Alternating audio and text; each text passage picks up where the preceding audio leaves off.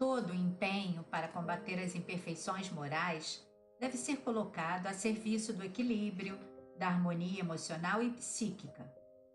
Em tal abordagem clínica, a gratidão desempenha uma função psicoterapêutica de suma importância, pelo fato de entender as ocorrências do dia a dia, mesmo aquelas que possuem conteúdos perturbadores, não podendo interferir no comportamento equilibrado, que resulta da consciência de responsabilidade perante a vida.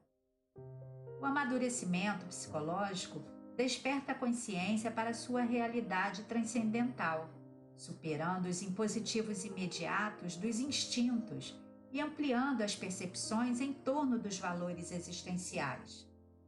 É inevitável que sucedam fenômenos aflitivos no trânsito humano, tendo-se em vista os atavismos pessoais, a convivência familiar e social sempre desafiadora, propiciando o aprimoramento dos sentimentos, particularmente a tolerância, a compaixão, o interesse afetivo, a solidariedade. Normalmente acredita-se que a gratidão é um sentimento sublime que opera os milagres do amor diante do seu caráter retributivo. Esse conceito, no entanto, limita-o ao espaço estreito do reconhecimento pelo bem que se recebe e pelo anseio de devolvê-lo. Em nossa análise, apresenta-se de maneira muito sutil e mais profunda, e vai além da compensação pelo que se recebe e se vivencia. Quando alguém consegue a experiência da gratulação, mesmo de referência aos insucessos, que podem ser considerados como experiências que ensinam a agir com responsabilidade e retidão, alcança o patamar em que esta deve ser vivida. O sentido psicológico da reencarnação é conseguir-se a transformação moral do self e a liberação de todos os seus conteúdos ocultos ou que se encontram em germe, capacitando-o para os enfrentamentos com outros arquétipos inquietadores, especialmente quando se tornam imperiosos e dominantes no comportamento. Uma conscientização do ser que se é faculta a renovação das forças morais para diluir a sombra e desenvolver as experiências renovadoras. A arte da gratidão, que é a ciência da afetuosa emoção pelo existir, leva a condutas de aparência paradoxal, como, por exemplo, no caso das aflições e dos desaires. Há um século e meio quase, Santo Agostinho, espírito, conclamava os que sofriam a coragem e a resignação ante as aflições, mesmo aquelas de aparência cruel, propondo: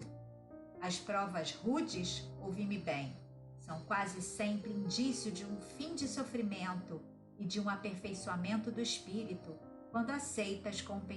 pensamento em Deus. As provações constituem bênçãos que a vida proporciona ao ser calceta, que cometeu no passado e mesmo na atual existência arbitrariedades, ferindo a harmonia das leis universais, comprometendo a consciência, a fim de que disponha de meios de recuperar-se da culpa inscrita no cerne do ser, experienciando a contribuição do sofrimento que o dignifica, desde que a relatividade orgânica está sempre sujeita a essa sinuosidade com altibaixos na saúde e no bem-estar. O processo da evolução, de certo modo, faz lembrar uma correnteza que enfrenta obstáculos no curso por onde corre até alcançar o seu destino, um lago, um mar, um oceano. A gratidão pelos insucessos aparentes constitui o reconhecimento por entender-se que fazem parte da aprendizagem e a sua ocorrência em forma de dissabores, de padecimentos morais consequentes à traição, à calúnia, ao abandono a que se vai relegado por antigos afetos, tem razão de ser. Melhor, pois, sofrê-los, vivenciá-los com resignação quando se apresentam, do que ignorá-los, envolvê-los em máscaras ou postergá-los.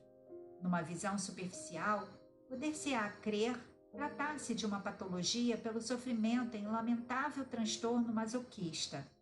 Ao inverso, no entanto, essa conduta traduz maturidade saudável, porque não se trata de uma eleição pessoal pelo sofrimento, mas de uma aceitação consciente e natural do fenômeno dor, que faz parte do curso evolutivo. Gratidão, portanto, em toda e qualquer situação, boa ou má, como assevera o apóstolo Paulo, que era sempre o mesmo, na alegria, no bem-estar, no sofrimento, no testemunho, mantendo a integridade do self,